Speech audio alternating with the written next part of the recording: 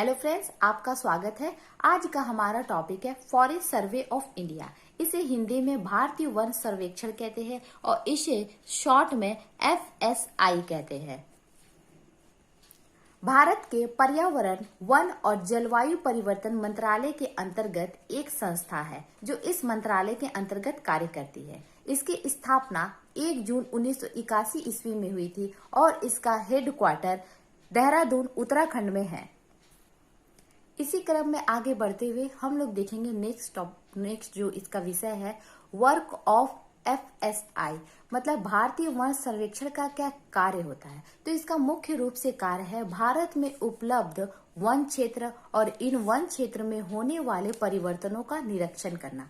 मतलब भारत में कितने वन है, कितने वन क्षेत्र है, कितने वृक्ष है, सभी का आंकलन करना इस विभाग का कार्य है। इसके तहत ये क्या करती है, एक रिपोर्ट जारी करती है जिसे भारतीय वन स्थिति रिपोर्ट कहते हैं। इंग्लिश में इसे India state of forest report कहते हैं और शॉर्ट फॉर्म में इसे ISFR कहते हैं। और ये रिपोर्ट क्या करती है, ये जो विभाग है यह प्रत्येक 2 वर्ष में इस रिपोर्ट को ये जारी करती है। ठीक है, सबसे पहले इस रिपोर्ट को इसने 1987 में जारी की गई थी। ठीक है, और लास्ट बार ये रिपोर्ट कब जारी की गई थी, तो लास्ट बार यह रिपोर्ट 2019 में जारी की गई थी। इससे पहले 2017 में इस रिपोर्ट को जारी की गई थी और आने वाले दिनों में कब जारी करेगी, तो 2021 में ये रिपोर्ट को जारी करेगी। इस प्रकार से प्रत्येक 2 वर्ष के अंतराल पर ये रिपोर्ट जारी करती है। पहली बार इस रिपोर्ट को इन्होंने 1987 में जारी किया गया था थी। उसके ठीक 1 वर्ष बाद मतलब 1988 में एक नीति आई जिसे राष्ट्रीय वन नीति कहते हैं। इंग्लिश में इसे नेशनल फॉरेस्ट पॉलिसी कहते हैं। इस रिपोर्ट के तहत क्या डिसाइड हुआ, मतलब भारत के संतुलन को बनाए रखने के लिए संपूर्ण भारत का 33.33% वन होना चाहिए। इसमें भी 2 कंडीशन है। अगर मैदानी भाग में 20% और पर्वतीय भाग में 60% वन होना चाहिए। मतलब पूरे भारत में इतना वन होना चाहिए। इसी क्रम में आगे बढ़ते हुए हम लोग देखेंगे जो लास्ट 2019 में जो ये सर्वेक्षण हुआ था उसके बारे में संक्षेप में चर्चा करेंगे। तो Indian state of forest report 2019, ठीक है, इस रिपोर्ट को किसने जारी किया था, पहले ही इसमें बता चुके हैं कि केंद्रीय मंत्रालय वन एवं जलवायु परिवर्तन मंत्री इसको जारी करते हैं। तो वर्तमान में हम लोग के मंत्री प्रकाश जावड़ेकर है, तो इन्होंने ये रिपोर्ट जारी की गई थी। क्योंकि पहली रिपोर्ट 1987 में जारी की गई थी, उस हिसाब से ये हम लोग की 16वीं रिपोर्ट है।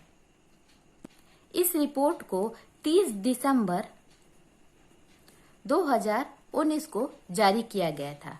ओके, इस रिपोर्ट के मुताबिक हम लोग के भारत में वन क्षेत्र है 21.67% है। ओके, और यही वृक्ष क्षेत्र की बात करें, वृक्ष क्षेत्र 2.89% है। मतलब वन जहां पर बहुत सारा वृक्ष होता है उसको वन कहते हैं और जहां पर थोड़े थोड़े वृक्ष थोड़े थोड़े दूरी पे होते हैं उसको उस क्षेत्र को वृक्ष क्षेत्र कहते हैं। तो टोटल हम लोग का अगर वृक्ष आवरण देखा जाए पूरे भारत में तो 24.56% हो जाएगा। ओके, किंतु यहाँ पर ही ध्यान देने वाली बात यह है कि 1988 में 1988 में जो भारतीय वन नीति आई थी उसके तहत हम लोग के वन कितना % होना चाहिए, तो 33.33% होना चाहिए। यदि हम इसको लेस कर देंगे तो अभी भी हम लोग को वन को कितना वृद्धि की आवश्यकता है, तो 8.77% वृद्धि की आवश्यकता है। किंतु यहाँ पर अगर हम लोग थोड़ा सा पिछले 2 वर्ष का अगर हम लोग रिपोर्ट देखें, यानी 2017 में जो रिपोर्ट जारी की गई थी उस समय वनों आवरण के क्षेत्रफल कितना था, वन आवरण का क्षेत्रफल 24.39% था। और यदि हम लोग प्रेजेंट में 2019 से इसका कंपेयर किया जाए तो 0.17% की वृद्धि हुई है। 0.17% की वृद्धि हुई है, लेकिन फिर भी जो हम लोग के पर्यावरण को संतुलन को बनाए रखने के लिए अभी भी 8.77% की वृद्धि की आवश्यकता है।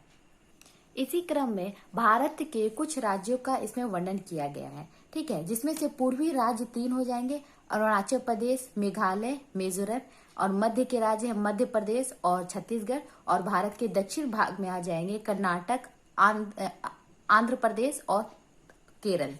ओके, सबसे अधिक वन की बात करें तो सबसे अधिक वन हम लोग का कहाँ है क्षेत्रफल की दृष्टि से? फर्स्ट में एमपी है। टॉप 3 की बात करें तो फर्स्ट में एमपी है, सेकंड में अरुणाचल प्रदेश है और थर्ड में छत्तीसगढ़ है। मैंने यहाँ शॉर्ट में लिख दिया है, ठीक है, ये एमपी हो जाएगा।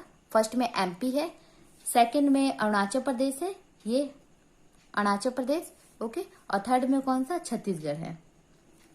और उसी क्रम में अगर हम लोग परसेंटेज की बात करें, परसेंटेज वाइज कहाँ पे वन अधिक है, तो वहां पे सबसे फर्स्ट में आ जाएगा मिजोरम, सेकंड में आ जाएगा अरुणाचल प्रदेश, दोनों में सेकंड में अरुणाचल प्रदेश ही है, ओके, और थर्ड में आ जाएगा मेघालय। तो परसेंटेज वाइज मतलब ये सब जो पूर्वी राज्य है ये छोटे छोटे क्षेत्रफल की दृष्टि से, लेकिन यहाँ पर ही वनों की संख्या पर घने वन पाए जाते हैं। ओके, इसी प्रकार और वृद्धि की बात करें, पिछले 2 वर्ष में भारत के कुछ ऐसे भी राज्य है जहां पर ही वनों की वृद्धि बहुत अधिक हुई है। तो ये राज्य जो है दक्षिण भारत के 3 राज्य इसमें शामिल है। पहला हो जाएगा कर्नाटक, ठीक है, दूसरा हो जाएगा आंध्र प्रदेश, और तीसरा हो जाएगा केरल। ओके, एक बार फिर से देख लेते, कर्नाटक, आंध्र प्रदेश और केरल। ओके, इसी क्रम में आगे बढ़ते हुए हम लोग इसके मतलब जो 2019 में जो सर्वेक्षण हुआ था इसके कुछ मुख्य बिंदु पर नजर डालेंगे। इस सर्वेक्षण में एक उपग्रह का प्रयोग किया गया था, ठीक है, जिसका नाम है रिसोर्स 2। इस उपग्रह का प्रयोग आंकड़ों की सटीक जानकारी के लिए इसका प्रयोग किया गया था। ओके, दूसरा पॉइंट क्या है, इस सर्वेक्षण में 2019 में जो वन का सर्वेक्षण हुआ था उसमें ऑर्थो रेक्टिफाइड सैटेलाइट डाटा का प्रयोग किया गया था। इस डाटा का प्रयोग इसलिए किया गया था ताकि चित्रों को स्पष्ट रूप से उसमें प्रकट किया जा सके, जितने भी वन क्षेत्र है इन चित्रों को अच्छे से प्रकट किया जा सके। इसी विषय में सबसे इम्पोर्टेंट पॉइंट ये उभर के आता है, इसी रिपोर्ट में पहली बार वनों के प्रकार और जैव विविधता नामक एक अध्याय को पहली बार जोड़ा गया था।